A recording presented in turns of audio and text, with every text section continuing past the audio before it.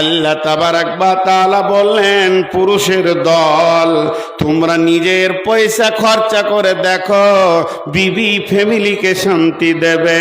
এরপর আল্লাহ ছেলেদেরকে বাদ দিয়ে মেয়েদেরকে বলছে, ওরে আমার বেটির দল, ও আমার মেয়ের দল, ওরে আমার কলিজার টুকরা মা বেটি, এবার কান করে শোনো।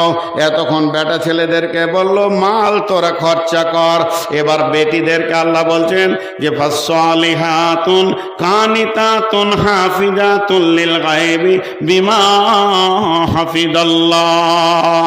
ওরে আমার মা, ওরে আমার বোন, যে মেয়েটার কাছে তিনখানা গুণ আছে, যে মেয়েটার ভিতরে তিনটে গুণ আছে, আমার যে বেটির ভিতরে তিনটে গুণ আছে, আমার রব বলছে ওকে যে ঘরের বউ বানাবেন ওই ঘরটা শান্তিতে থাকবে, ওর বাপ ভাই শান্তিতে থাকবে, পাড়া প্রতিবেশী শান্তিতে থাকবে, ওই মেয়েটি আস্তে আস্তে ধীরে ধীরে জান্নাতে চলে যাবে।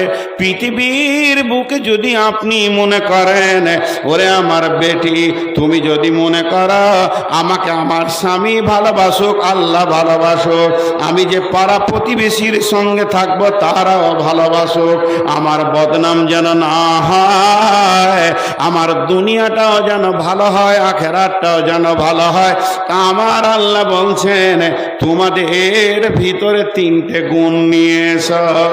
তোমার ভিতরে যখন তিনটে গুণ চলে আসবে, তুমি আল্লাহর কাছে ভালো, রসুলের কাছে ভালো, স্বামীর কাছে ভালো, শ্বশুরের কাছে ভালো। তিনটে গুণ। নাম্বার এক ফাসলিহা,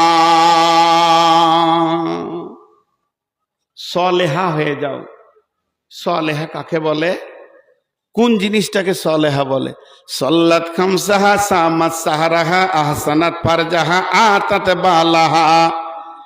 যে নারী পাঞ্জেগানা নামাজ পড়িবে, রমজানের রোজা কব নাহি ছাড়িবে, নিজ ইজ্জতের রাখিবে খেয়াল, স্বামীর সেবা করে যাবে বাঁচতে যত কাল, এই মেয়েটি হলো সলেহা। চারখানা আমল সে করবে, 5 ওয়াক্তের নামাজকে সে পড়বে, সে রমজান মাসে রোজা রাখবে এবং গোটা শরীরটা সে পর্দার ভিতরে রাখবে, আর স্বামীর ইতাআত করবে, স্বামীর অবাধ্য হবে না। আমার আল্লাহ মেয়েটাকে সলেহা বলছেন। কি খতম করে দেবো?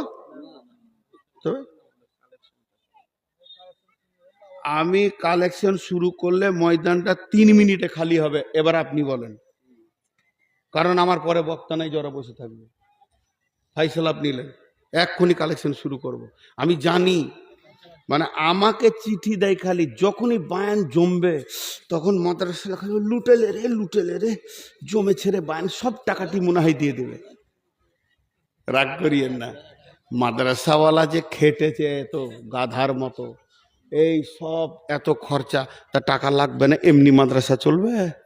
মাদ্রাসাওয়ালা যে টাকার লেগে জান ছিঁড়াছিঁড়ি করে, নিজের পকেটে তো ভরবে না, চালাবে মাদ্রাসা, ঠিক না বল?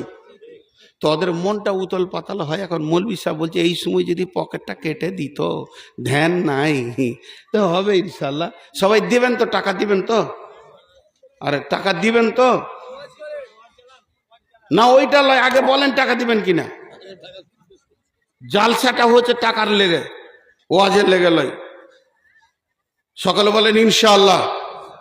ইনশাআল্লাহ যে জোরে বলছেন ওয়াজ এখনই ছেড়ে দেওয়া দরকার। তো বেশ, আমি আয়াতটা পরিপূর্ণ করি। সকলেই টাকা দিব ইনশাআল্লাহ, বলেন ইনশাআল্লাহ। এরে বাপ, ওই ওই বসবি না, আবার যা, তোরা বসবি না, ওটি এখানে ঢাল, আবার যা। ওই পেছন দিক থেকে বেশি করবি, হ্যাঁ? আর যাকে দেখবি যে উঠে পালাইছে ওকে হুড়মুড়িয়ে ধরে নিবি। যেটা বলছি শোন, বলে টাকা দেন তারপরে যান, পকেটে হাত ভরে দিবি। যেটা বলি তোর অর্ধেক আমার অর্ধেক, পকেটে হাত ভরে দিবি। এই তো মুড়ি যাচ্ছে, ধরলে দুজনে তো ধরলে, ধর ওকে টিপে দেখ, হাতে জুতা আছে ফের মেরে দেবে। আচ্ছা, সকলে একবার বলেন সুবহান আল্লাহ, জোরে বলেন সুবহান আল্লাহ, আলহামদুলিল্লাহ, ওয়ালা ইলাহা ইল্লাল্লাহ। এনারা যেটা বলছেন ওটাও ঠিক, আমারটাও ঠিক। আমি তফসিরটা করি, আয়াতটা শেষ করি। তো আমার বেটিদেরকে এখন ওসিয়ত করছি, পুরুষদেরকে বললাম টাকা নিয়েন না, বিয়ে করেন। এবার ওদেরকে বলছি কেমন থাকতে হবে, সলেহা হতে হবে। সলেহার যদি পূর্ণ ব্যাখ্যা করি 4 ঘন্টা লাগতে হবে। নামাজি হতে হবে, রোজাদার হতে হবে, পর্দায় থাকবে, স্বামীকে এতাআত করবে, ও সলেহা। 2 নম্বরে, ওরে আমার মা, ওরে আমার বোন, কানেতা হতে হবে।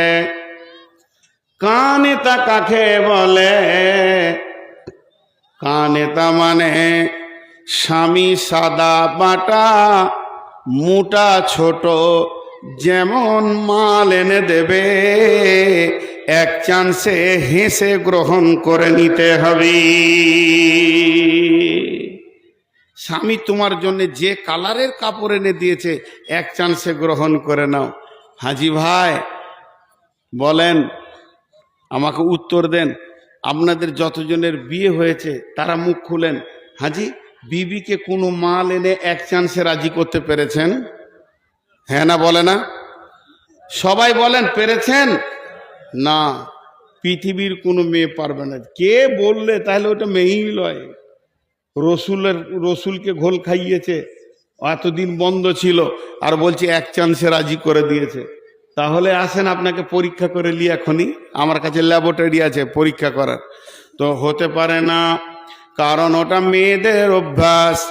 আল্লাহর নবী বলেছেন, কঠিন কিয়ামতের দিনে যেমন পৃথিবীতে বিশ্ব সুন্দরীর প্রাইজ দেওয়া হচ্ছে, বিশ্ব সুন্দরী যে মেয়েগুলি হয় তারা প্রাইজ পায়, তেমনি আল্লাহ কিয়ামতের দিনে বিশ্ব সুন্দরীর প্রাইজ দেবেন। আর আল্লাহর প্রাইজ মানেই হলো জান্নাত। অতএব মা আমার, বোন আমার, কান করে শোনেন, সেই দিন বিশ্ব সুন্দরী কে হবে? যে মেয়েটা দেখতে অতি চিকন, যার নাকটা ভালো, চোখটা ভালো, চামড়াটা সাদা, ওই মেয়েটি আল্লাহর কাছে বিশ্ব সুন্দরী প্রাইজ পাবে। আর যে মেয়েটা হলো কালো, দেখতে ভালো নয়, ওই মেয়েটি প্রাইজ পাবে না। এটা হতেই পারে না, না না না, এটা হবে না। তাহলে বিশ্ব সুন্দরী প্রাইজ কোন মেয়েটা পাবে? বলে ওই মেয়েটা যাকে স্বামী, যার দিকে তাকালে স্বামীর কলিজা ঠান্ডা হয়ে যায়, আর বাইরে থেকে সফর থেকে আসলে স্বামীকে প্রথম চান্সে খুশি করে দেয় এবং কলিজা ঠান্ডা করে দেয়, ওই মেয়েটি বিশ্ব সুন্দরীর প্রাইজ পাবে। মেয়েরা এটা পারে না। আমি আমার বিবিকে বলছি, রাত জেগে জেগে জালসা করি, তো যখন ঘর ঢুকবো তো কিছু বলিও না, 1-2 ঘন্টা থাকবো, ঠান্ডা হব, তোমার যা অভাব অভিযোগ আছে বলিও। তো বলবে আমি খেপি নাকি, তুমি কোথা থেকে কষ্ট করে আসবার বলে দিব। কিন্তু ওটা বললে যখন, তো মনে হচ্ছে যে না, আর বলবে না।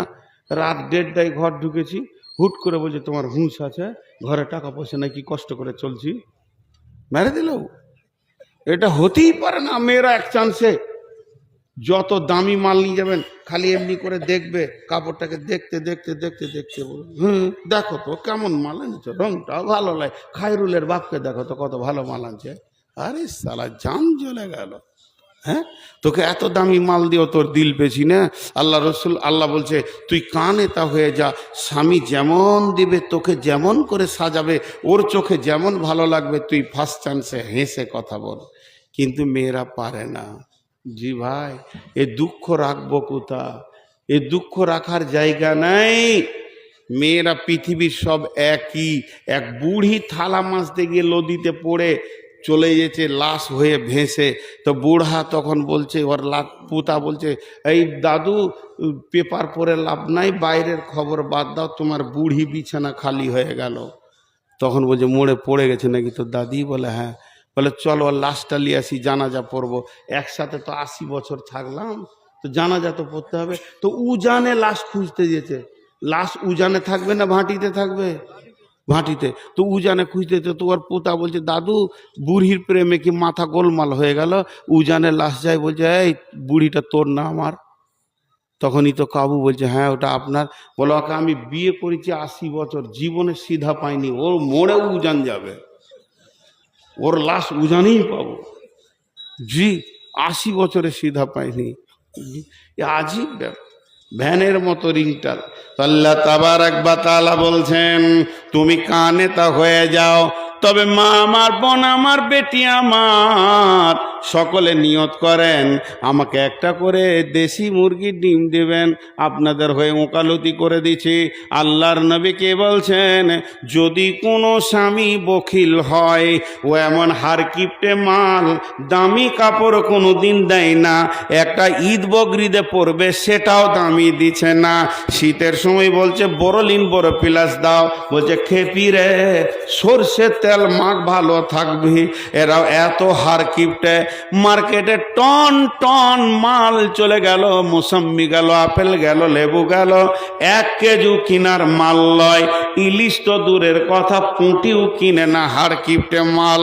কোনোদিন মাংস কিনতে যাই না, আর পরের পেলে খেতে ছাড়ে না।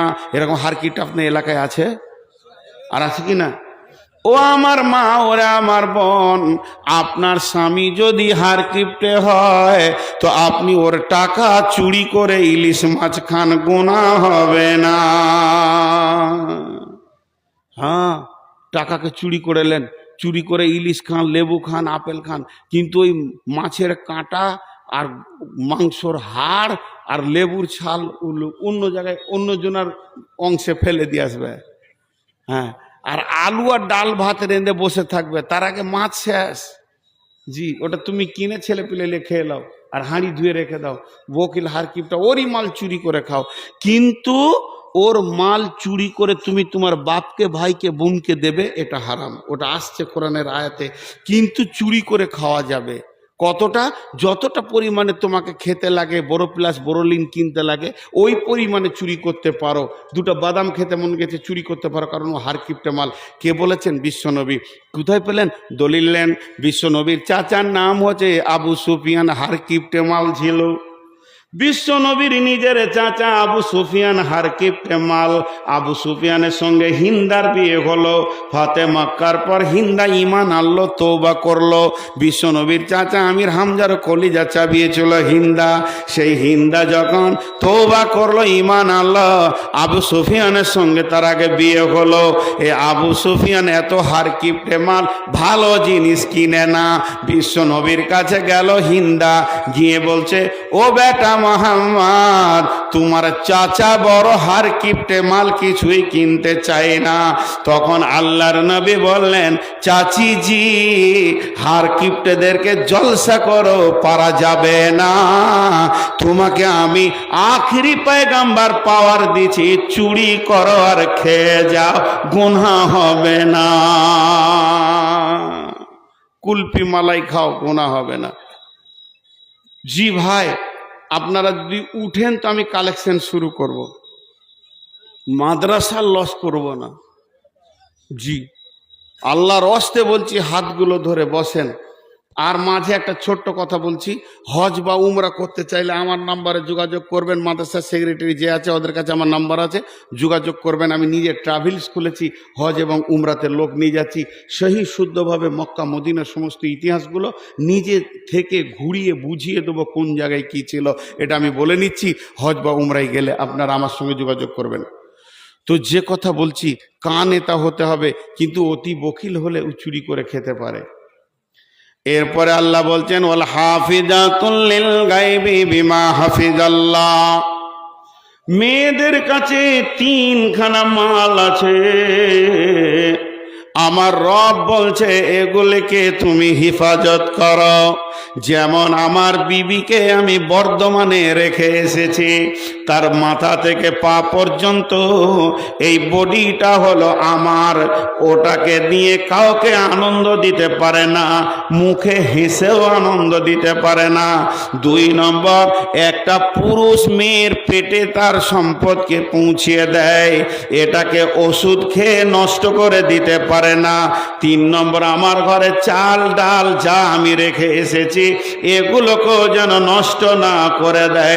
যে আমার আল্লাহ বলছেন ওয়াল হাফিজুনা লিল গায়বি বিমা হাফিজাল্লাহ, তোমরা ওই মালকে হেফাজত করো। স্বামীর মালকে চুরি করে বাপ ভাইকে মাকে দিয়ে দিও না। এমনকি স্বামীর মাল চুরি করে দানও করতে পারো না। স্বামীর বিনা পারমিশনে তোমার দান করা যাবে না। তবে তোমাকে খেতে যদি মন যায় আর স্বামী যদি এনে দেয়, চুরি করা যাবে না। আর স্বামী যদি হার কিপটে মাল হয় তাহলে চুরি করে খাওয়া যাবে।